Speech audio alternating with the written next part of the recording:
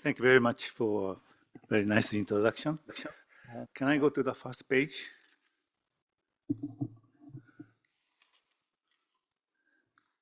Yeah.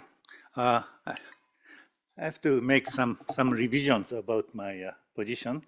I'm a special professor at Kobe University, but not only that, but also I'm a senior fellow of CIALCA and visiting professor of UTLB, and also research fellow of Asian Development Bank Institute in Tokyo. So I'm closely related with the sponsors of this conference. But in my mind, this paper is dedicated to my long-term friend and colleague, Tina David, as a part of the Festschrift attempt. So this may be wrong, but Tina initiated a project called Differential Impact Study in 1985, but it could be 1983, because as he said, Tina joined ERI in 1982. So maybe she started ideas in 1985, 83 or 4. So high-yielding rice varieties were adopted mainly in irrigated and favorable rainfed areas in Asia. And many donors of ERI criticized the Green Revolution or ERI by arguing that the Green Revolution neglected poor people prone to drought, poor areas prone to drought and flood. Therefore, they put pressure on ERI to develop high-yielding rice varieties for such unfavorable areas. But ERI, however, had never succeeded in developing such varieties, even though serious effort had been made, implying that huge amount of research fund was wasted. Although recent years using biotech, drought-tolerant and submergence-resistant varieties are developed and diffused to some extent in South Asia. And DIS project asked if and to what extent poor people in unfavorable areas, i.e. landless and marginal farmers, migrate to favorable areas where the labor demand increased to receive benefits of the rice green revolution. So KO means myself. KO participated in the DIS project in 1986, summer in 1986. But at that time, I was a young, useless, inexperienced researcher. But Tina kindly accepted me and guided me immensely. And I really appreciate her guidance. I was like a baby at that time, but using Tina as a springboard, I jumped and I've become a pretty productive researcher. So a lot of competent people in Asia participated in this project. And in order to save time, maybe I should not tell the names of everybody, but everybody made serious contributions, significant contributions to agriculture in each country, including Justin Lin, Mahbub Hossain, who passed away, unfortunately. And unintentionally, we tested the so-called external validity in the area of randomized control trial. Some conclusion is obtained in certain area where RCT was conducted, but the question is whether the same thing happens in other areas. And that is an issue of external validity.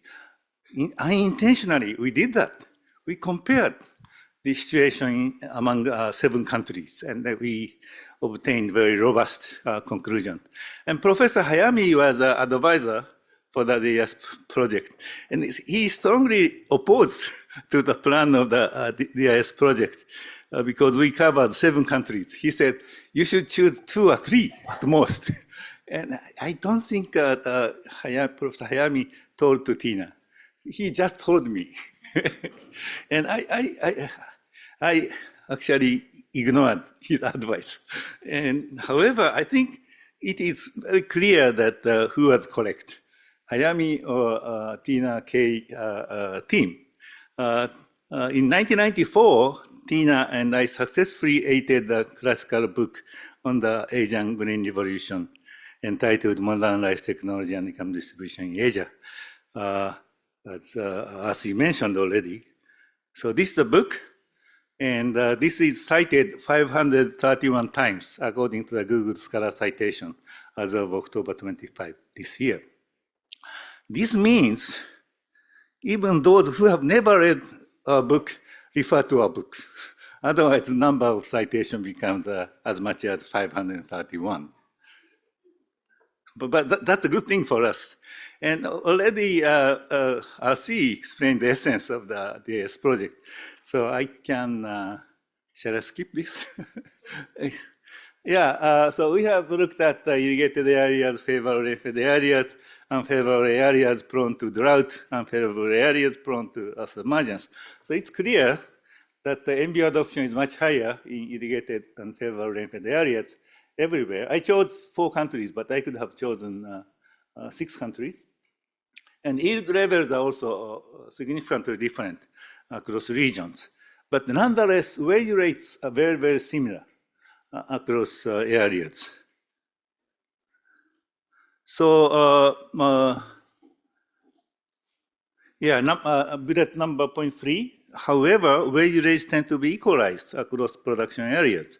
This is because of the labor migration from unfavorable to favorable areas, which supported our main hypothesis that the labor market regional labor market is working. So we contend that it is misleading to argue that the Green Revolution neglected unfavorable rice growing areas. Moreover, net consumers of rice benefited from low rice prices made possible by Green Revolution.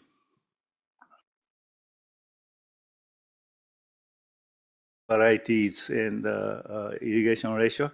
As you can see, MB adoption started earlier and more widely in the Philippines compared with India. To transfer the technology from the Philippines to India, there was some adaptive research efforts by crossing local varieties with yield varieties and so on. This graph shows the yield trend of Southeast Asia and South Asia. As you may expect, the yield increased initially in Southeast Asia, but South Asia has caught up with the Southeast Asia, particularly because of the subsidy programs of India. But now, it is very clear that South Asia has caught up with Southeast Asia. So the question, and then the last line, the last curve refers to Sub-Saharan Africa. Yield has been largely stagnant, but if you carefully look at it, from 2005 to 2021, yield increased by 50%. So the question is whether this is the beginning of the Green Revolution or one-time phenomenon. So the improved rice technologies were transferred successfully from the Philippines to many other countries, Indonesia, Vietnam, India, Bangladesh, and so on. And yield varieties are crossed with local varieties to enhance adaptability of improved varieties to local production environment. So the technology moved from the Philippines to other South Asia, and why not to Southern Africa? Why the transfer has stopped in South Asia? That's the question I have been addressing for the last 15 to 20 years.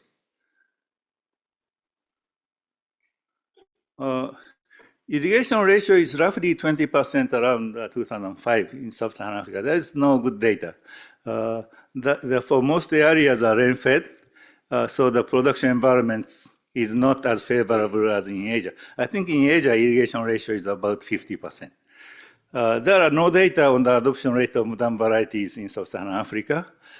Since rice is not the main staple crop in most areas in Sub-Saharan Africa, areas unsuitable for rice production are planted to other crops, mostly maize, cassava, sorghum, and millet.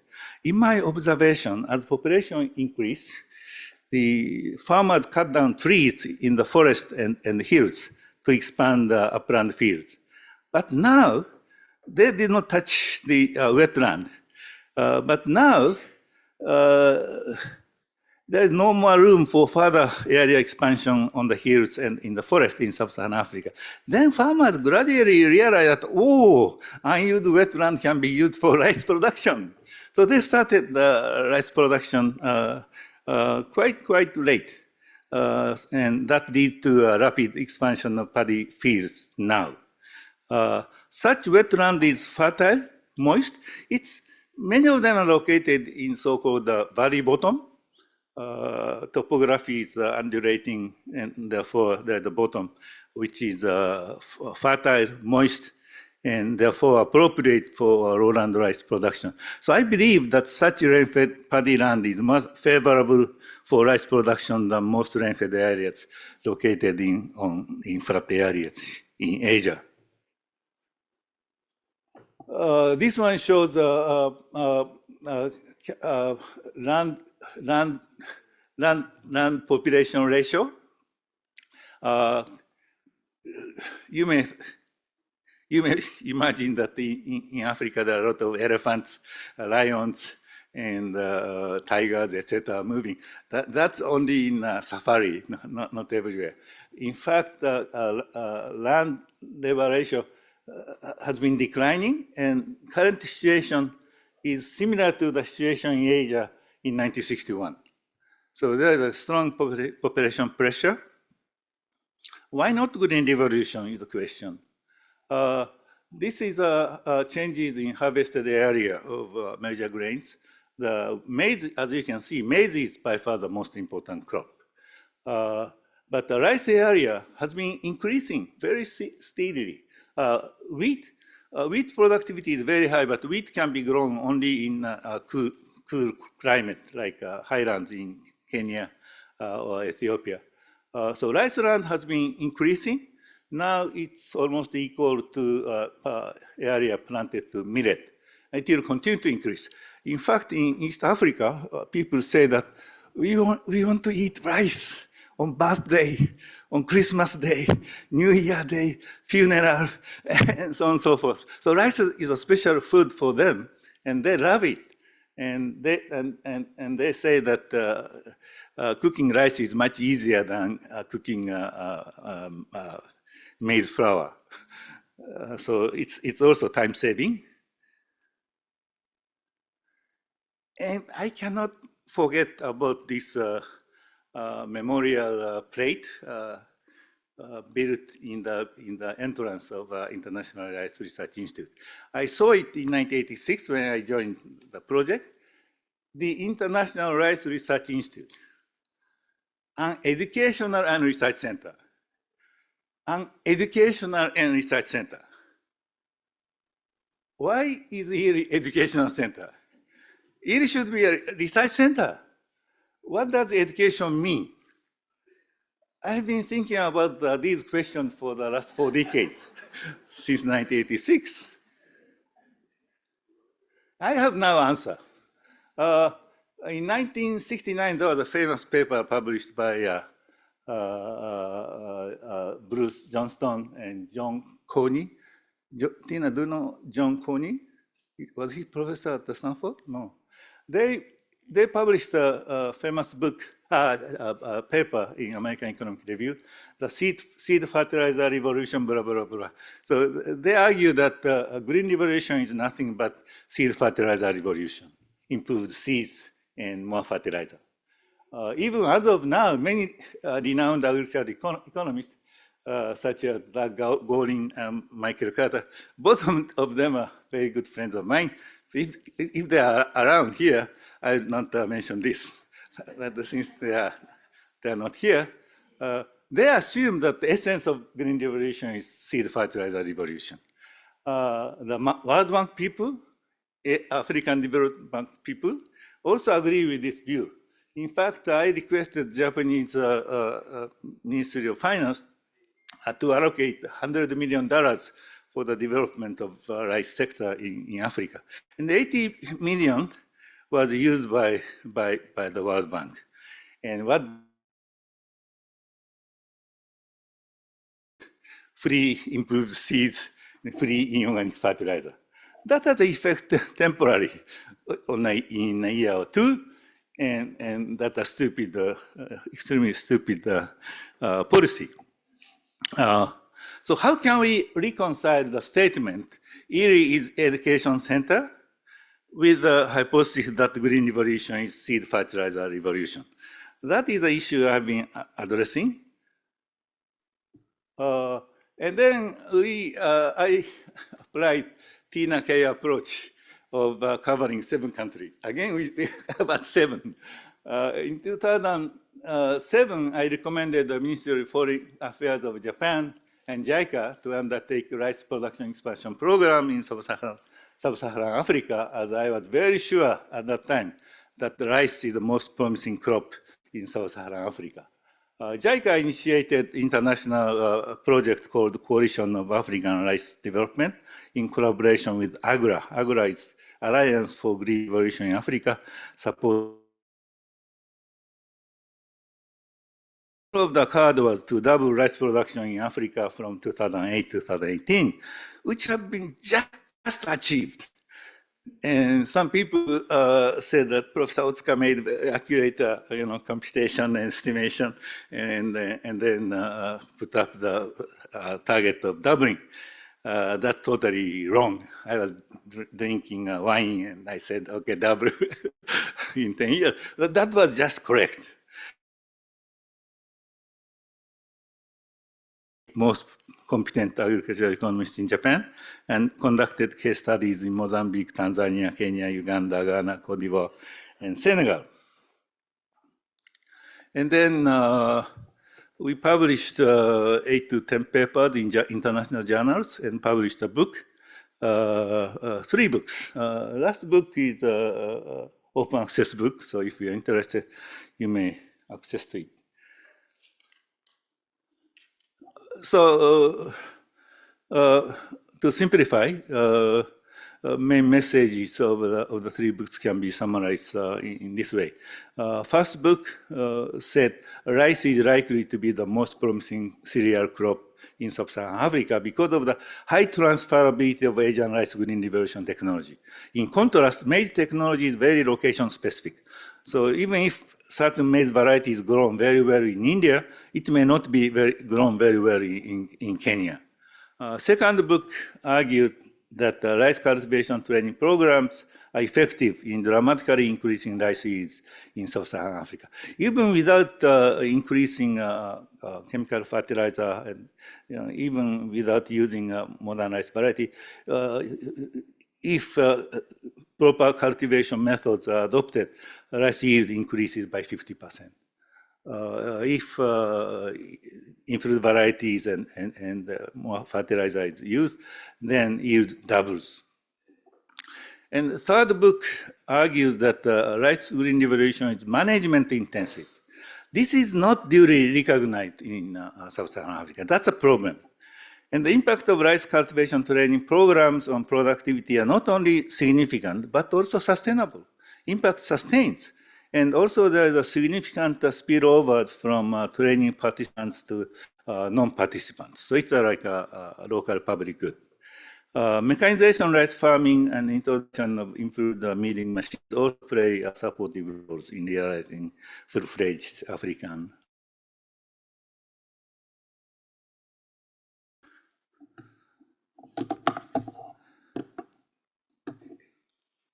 One time I talked with Tina about what is the definition of paddy field.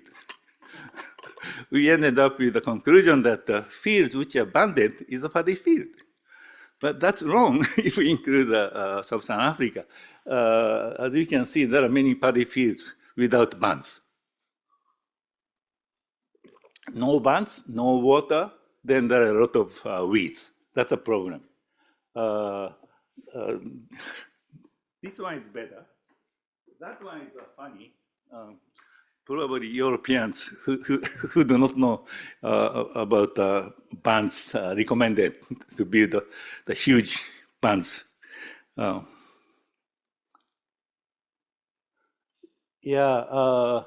Leveling, the paddy field must be flat. to achieve even distribution of water, and that leads to healthy plant growth. And straight row transplanting makes it possible to remove weeds.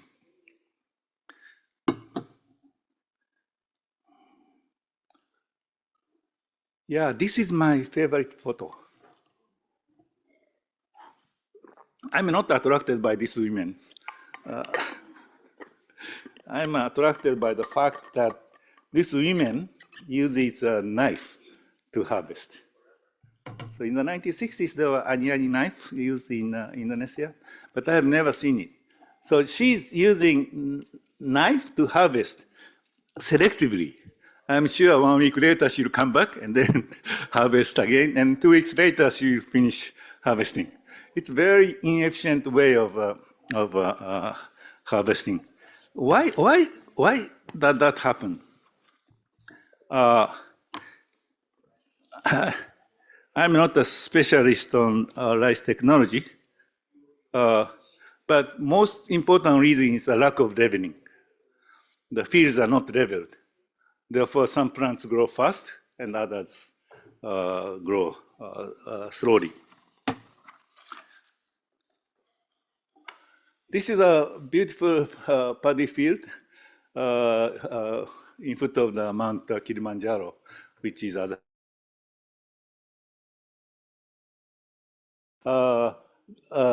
This field is actually managed by JICA.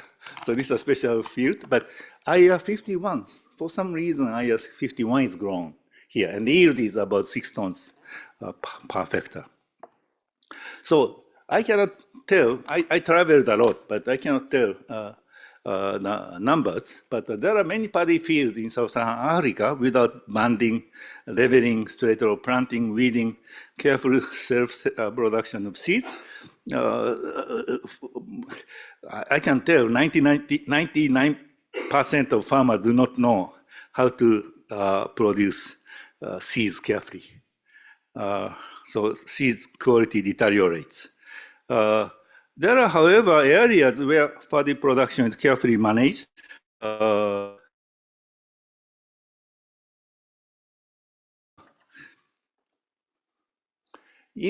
red one shows the top 5 countries in terms of yield over the last 40 years or so.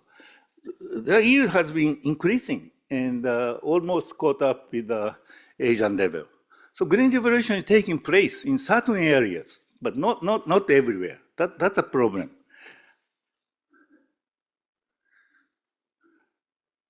And the Africans love rice, and its consumption increased dramatically. Per capita consumption is about 25 kilograms per year. In the Philippines, I guess 110 kg per year. If you eat rice 3 times a day, more than 100. But here, they eat 25, but 20 years ago, it was 12 or 13. It doubled. So for another 10 to 20 years, I think production per capita will increase to 40 kg per capita. In Japan, it's now 50.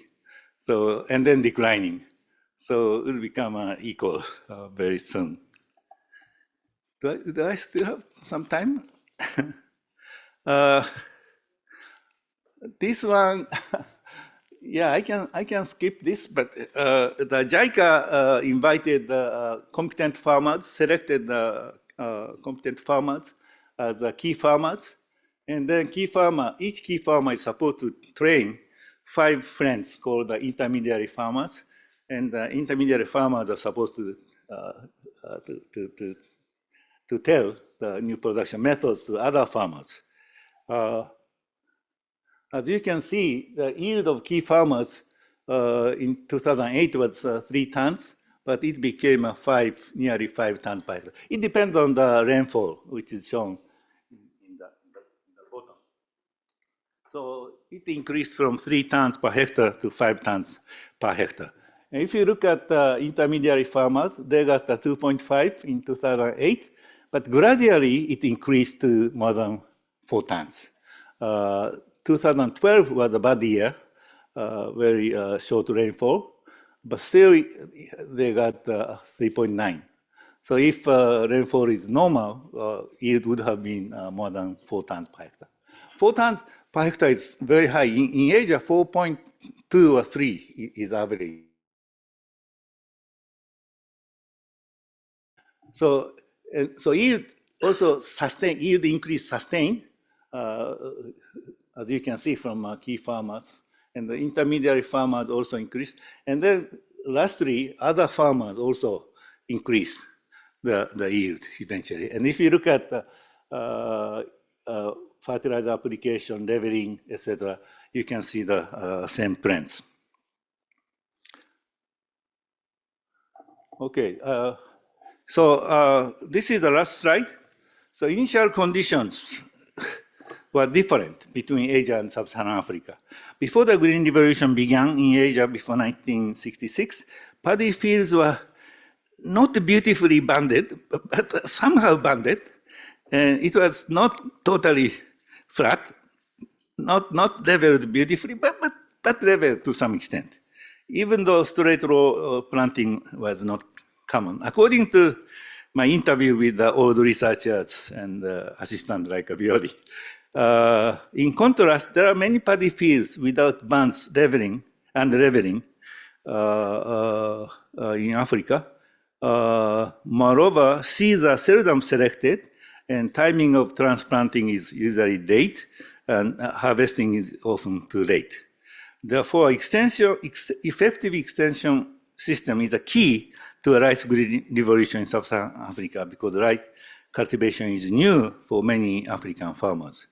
Our studies found that the impact of rice cultivation training are not only effective, but also sustainable with information spillovers from training participants to non-participants.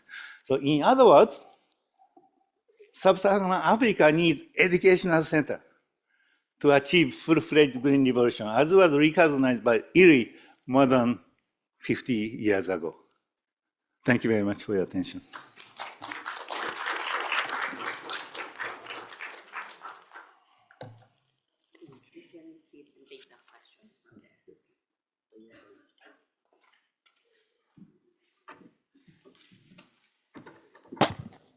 Thank you, Dr. Keijiro Otsuka, for that interesting presentation. So we now have a few minutes for question and answer. So please, if you have questions or comments, you can take the microphone. Okay, Jim is now raising his hand. So this is Jim Romaset. Yeah, so on the training results, it's likely that the people who would benefit most from training are the ones selecting training. So have you thought of controlling for the selectivity bias?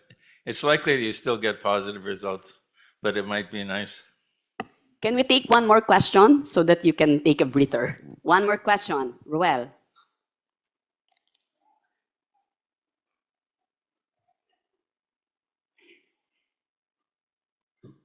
Thanks, Kay. I know very little about African agriculture, but your description of the need to essentially take over the lowland, the wetland areas suggests to me a very large investment requirement, right? Because of the unique challenges compared with, say, Asian agriculture, of having to drain and pile over those wetland areas, plus the potential ecological implications. So I'm wondering whether there is indeed that scope, given the land requirements in Africa for rice expansion. Okay, Kay, would you like to answer? Do we have another microphone? Another microphone.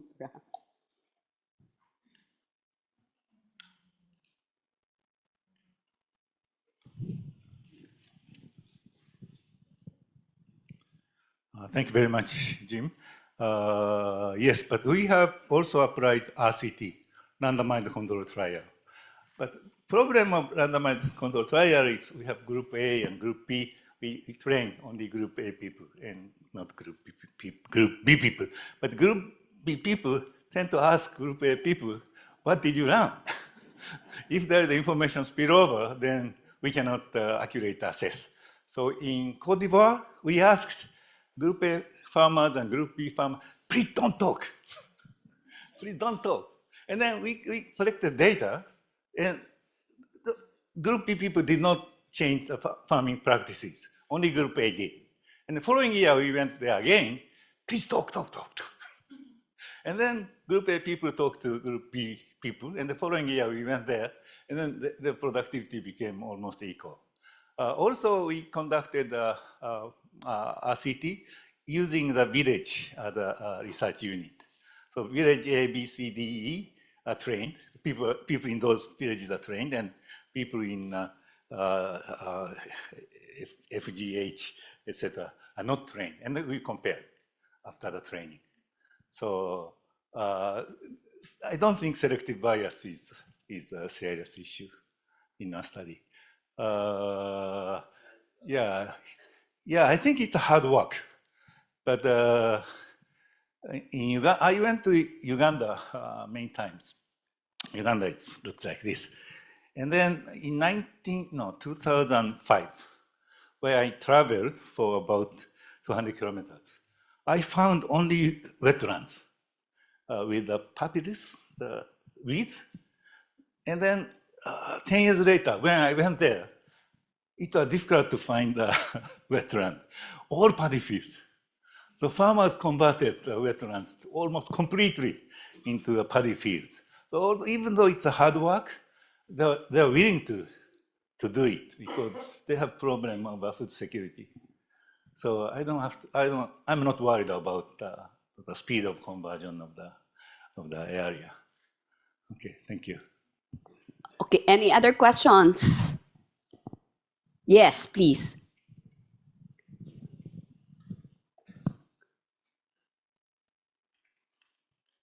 Good morning, and thank you, Dr. K, for that presentation.